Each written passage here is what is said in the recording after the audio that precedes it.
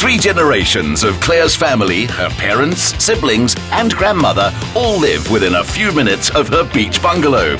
But from the looks of it, she landed the best spot of all of them. This is just gorgeous. Thank you. Obviously, that's the main feature of the house. It's the perfect bachelorette pad. It is. Everyone talks about bachelor pads, but a bachelorette pad is when you know that you're really sorted. Exactly. This is just amazing. You must have the best parties here. I do. Obviously, it's a small house, which makes it more fun if you've got loads of people. Yeah. Nice atmosphere going, and we've got the pool down there, which is also great for sunny days. And generally, it's a great place to be when you're young and unencumbered. I love it. Thank you. But it's freezing. We've got to get inside. And there's a little gem that I can show you inside, which I think you'll enjoy.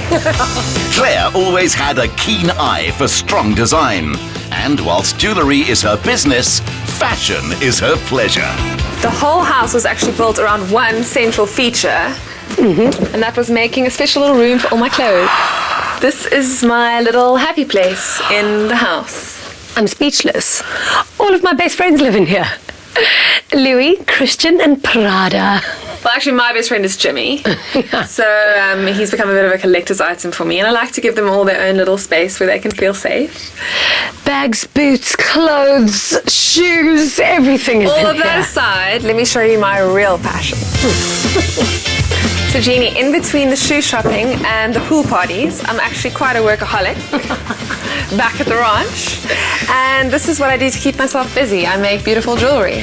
But you're a lawyer, so how did you branch into this entrepreneurial big business? From a very young age, I've actually had a very strong entrepreneurial streak in me, to the point that I used to force my mom to buy sticks and shells that I picked up on the beach from me. And now I've just found a more sustainable way of selling things to people.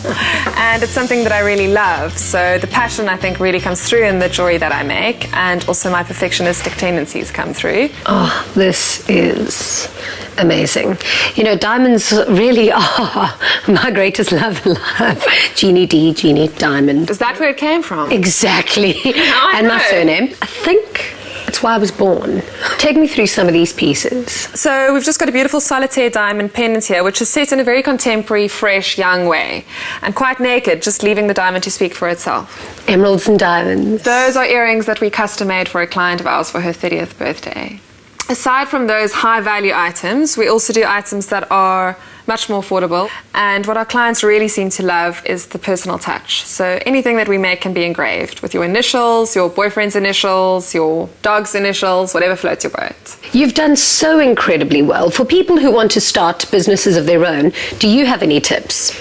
Well, yes, my tip would be to find something that you enjoy and that you love. It needs to be something that you're thinking about even when you're not at work or at the office, so that you can constantly strive to improve what it is you're doing and make the best of it and come up with brand new, exciting ideas. The heavy demands of running her online accessories and jewellery department store are balanced by a fun relationship with Springbok and Sharks lock Marco Wentzel. So you are Durban-based, she's Heaven-based. How do you guys make the long distance work? Yeah, it's a 2-hour flight. I'm a bit more flexible because I'm off for the week at least once a day, but weekends I'm busy and she's off on weekends. But when we are together, we like to keep it exciting and do little adventurous things together. So I'm so pleased to hear that you love adventure, because I've got a little something planned for you today. I hope the plan works with high heels. You definitely can't wear your heels though.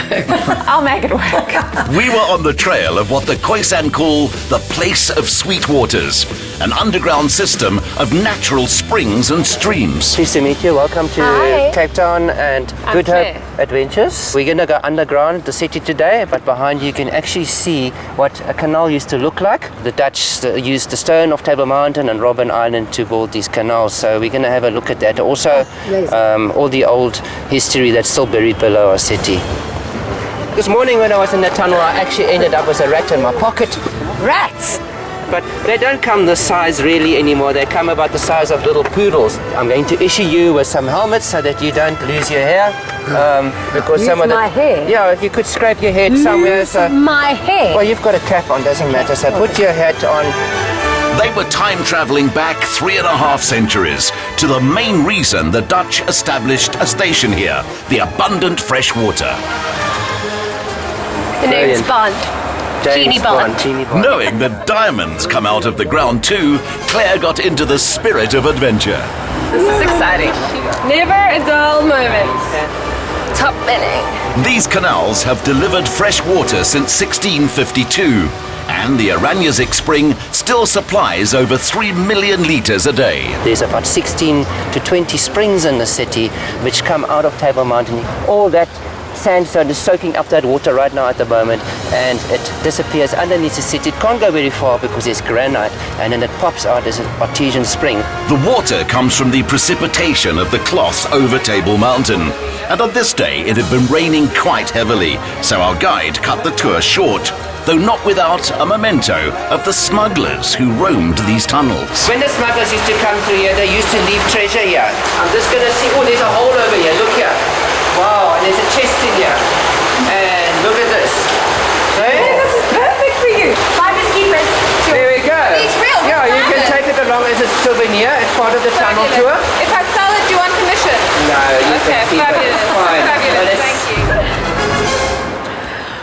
You know, being in a castle, it's almost nostalgic because you guys really do have like that fairy tale kind of relationship.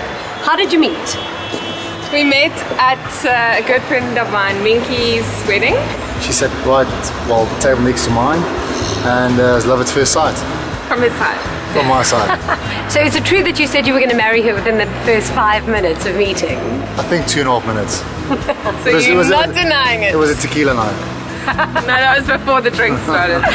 Now you guys are both business people and you're both incredibly dynamic in terms of push-pulling each other in business. Well, it's been very nice for me to have Marco on my side in this journey of entrepreneurial challenges that I've set out for myself, because he's always there to pick up the phone and answer any questions I've got. He's got a bit of a business brain on him.